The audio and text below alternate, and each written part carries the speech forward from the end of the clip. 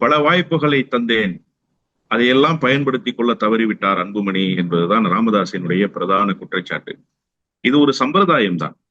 இந்த தந்தையர் தினத்தில் தந்தையை காலில் போட்டு மிதித்துவிட்டு அவரை அவமானப்படுத்திவிட்டு, ராமதாசனுடைய வார்த்தையிலேயே சொல்ல வேண்டும் என்று சொன்னால் அவரை உற்சவர் என்கிற அந்த நிலைக்கு கொண்டு வந்து விட்டு, இப்போது மன்னித்துக் கொள்ளுங்கள், தந்தையர் தின வாழ்த்துக்கள் என்று சொல்வது எந்த வகையில் சரியாக இருக்கும்?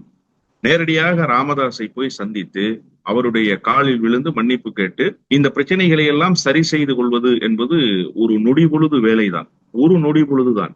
ஏன்னா தன்னுடைய அறிக்கையின் வாயிலாகவும் தன்னுடைய பத்திரிகையாளர் சந்திப்பின் வாயிலாகவும் ராமதாஸ் ஒரு செய்தியை மிக நிதானமாக சொன்னார். என்னவென்று கேட்டால், செயல் தலைவர் பொறுப்பை அன்புமணி ஏற்றுக்கொண்டு செயல்பட்டால் இந்த பிரச்சனை முடிவுக்கு வந்துவிடும் என்று சொன்னார். அதையெல்லாம் செய்யாமல் தொடர்ந்து அவரை காயப்படுத்துகிற வேலையை செய்வதும், ராமதாஸை வீட்டில் வைத்துவிட்டு கட்சியை வெளியில் நடத்திட வேண்டும் என்று திட்டமிட்டார் என்கிற குற்றச்சாட்டை ராமதாஸ் வைக்கிறார்.